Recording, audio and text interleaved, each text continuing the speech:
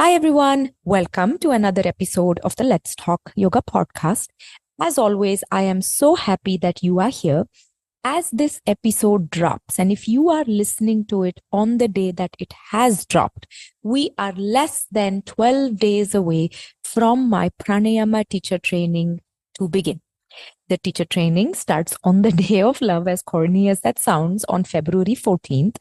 And I want to firstly pause here and give everyone who have already signed up a very warm welcome. But first, I want to give everyone a warm, heartfelt welcome to all those students who have already signed up during our early bird window and even came to the info session. I cannot wait to meet you in our live classes and dive into this course together. But don't worry, if you haven't signed up, there's still time. We have 10 days to go before enrollments close. And I'm beyond excited to share this training with you because I have seen it elevate hundreds of yoga teachers' lives and practices and make their yoga more meaningful.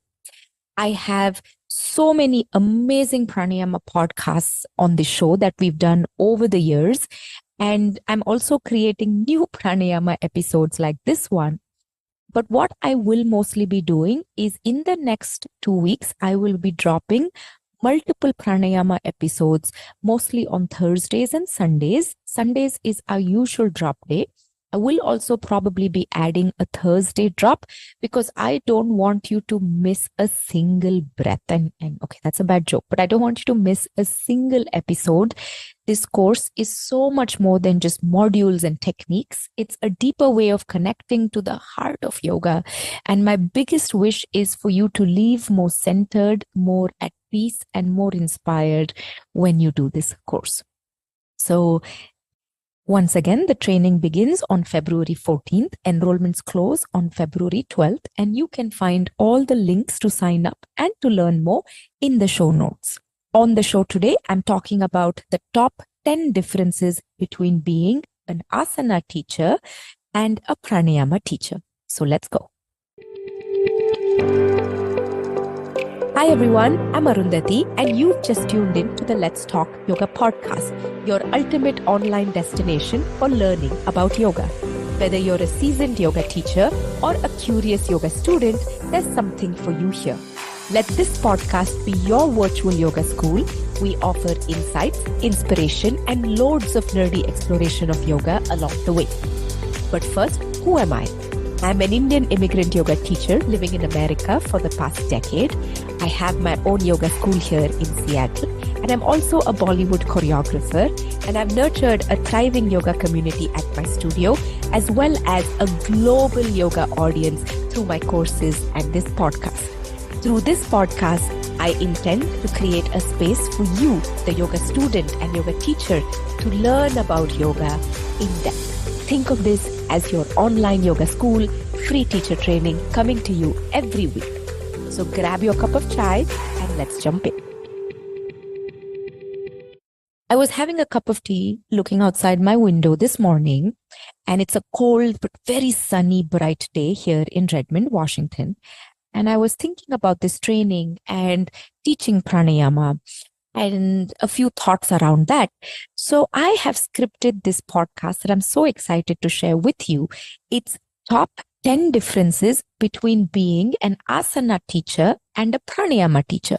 If you have ever wondered how teaching yoga poses is different from teaching breath work, then this is the episode for you. It is a great one to listen to, whether you are a brand new asana teacher or you have been teaching yoga for a very long time. I list 10 differences that I have noticed over the past decade and more of teaching pranayama regularly. These differences are, of course, in no particular order, and you will probably feel like some are jumping out at you more based on which stage of yoga teaching and practice you're at. So let's get started.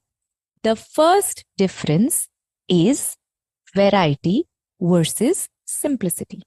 Again, the first difference is variety versus simplicity. As an asana teacher, when I say asana, everyone, I'm referring to the physical practice of yoga, teaching yoga poses, As an asana teacher, you have to master a wide range of poses, modifications, adaptations, enhancements, prop work, creative sequencing, different levels of classes. Because when it comes to movement, variety is not just a luxury, it's a necessity. And the more we can move in different ways, the more we enhance our physical aptitude in yoga. There is a lot of variety in asana. But as a pranayama teacher, you will very soon in this course realize that less is more. Subtle body practices thrive on simplicity and depth rather than complexity. So the fewer techniques you use across your lifetime, the more you will be immersing yourself in pranayama. And this is how you build your students into a very strong and steady practice of pranayama. Again, I will decode this for you in the training itself, but know that the biggest difference is there is a lot of variety that you have to learn and know as a yoga teacher, as an asana teacher. But on the other side of pranayama, the approach is less is more, and we aim for simplicity. We learn a few techniques and we go deep into those techniques and we explore how often to switch the sequences around in the training itself. The next big difference is teaching timelines. Asana can be taught relatively quickly because the body's language in many ways is movement, right? Everybody understands movement. It is one of the most fundamental languages. We all speak it together.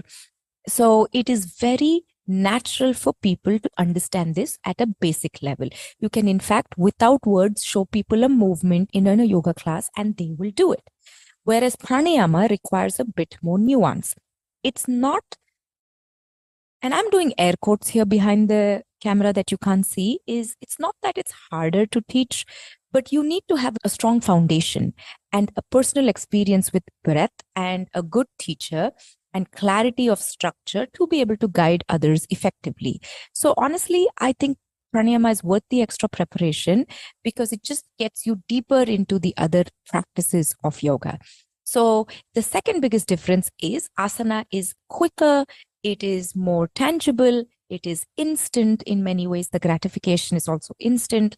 In pranayama, there is a little longer timeline. The third difference, and something I think you will really enjoy, is sequencing. Asana sequencing can be very elaborate and you have different types of sequencing. I know a lot of you came to my free sequencing masterclass a few months ago. In October, I have an in-depth sequencing course coming up, and we'll talk about all the things that we do in the sequencing world, from peak post sequencing, theme sequencing, warming up, cooling down. So many nuances to sequencing in asana. Okay? When to build strength, when to build flexibility, so many different layers. So studying asana in many ways is not only time consuming, but it's also a little more complex because the physical body is so unique and so different.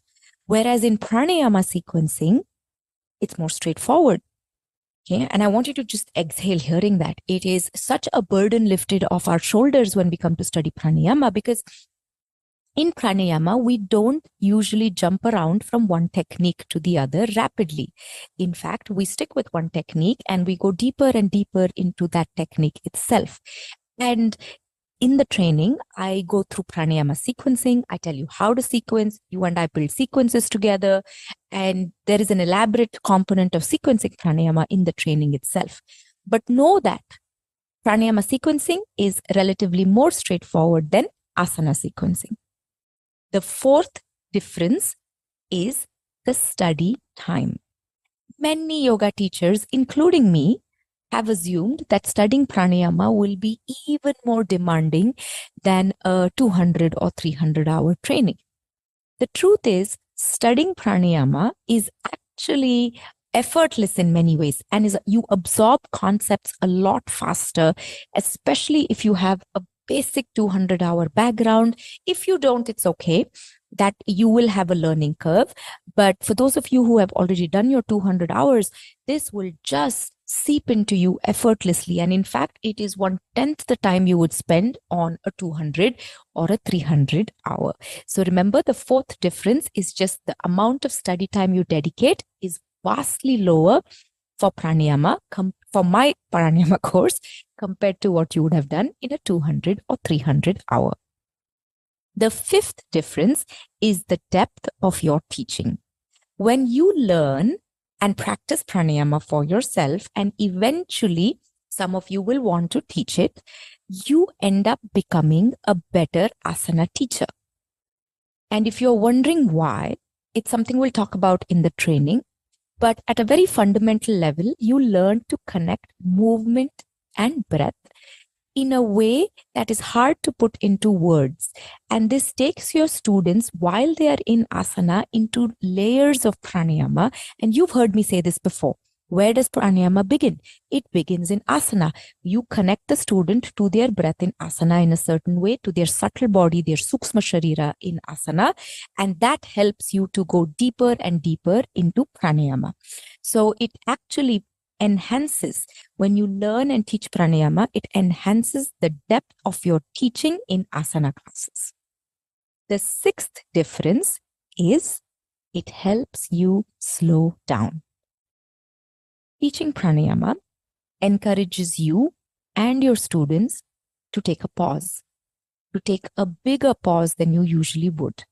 And this is such a gift in our busy worlds, especially our busy minds. At least my mind is busy. It cultivates not only mindful presence, but it reminds us all of yoga is so much more than just a physical practice. The seventh difference is the level of student guidance needed. In asana, especially for beginners, there's a lot of hand-holding that you need to do. You need to ensure safety, alignment, provide props, modifications, creative sequences, have all your cueing done in a certain way. There's a lot more that you as the teacher need to be involved in an asana class. Whereas in pranayama, the students are actually not beginners to yoga. They are beginners to pranayama perhaps, but they're not beginners to yoga. So they already come in with some conditioning and some experience. Most of them are able to sit. They are able to tune into their bodies and their mind, and they're ready to work into the subtle layers of the energetic system. So your students are already conditioned, and the level of guidance you can do with an experienced student is different from the hand-holding you have to do for a beginner.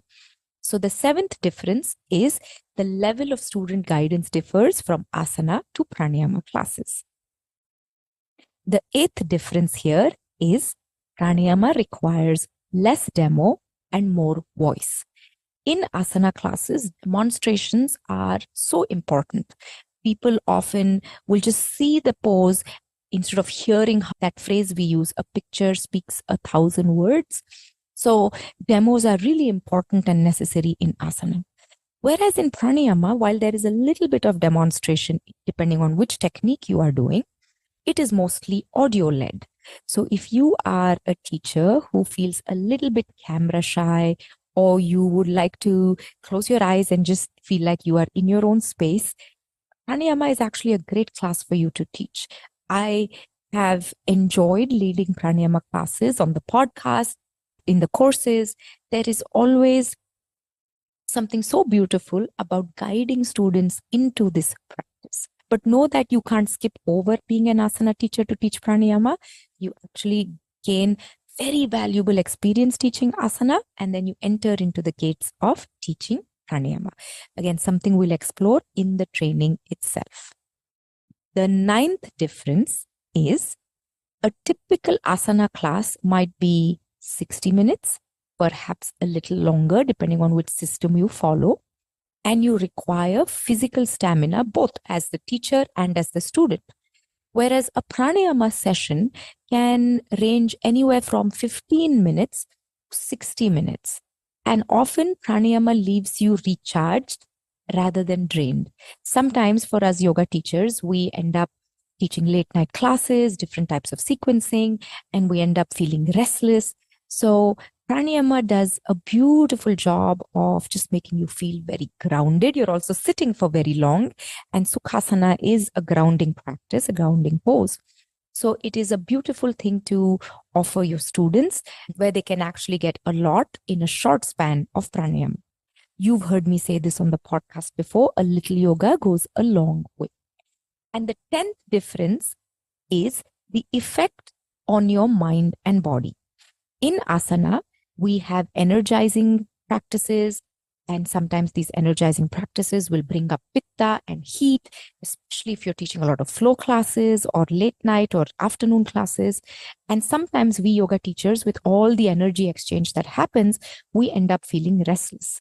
It happens to me all the time. I come home at 9 p.m., 9:30 p.m., having taught for a few hours every evening, and I feel restless.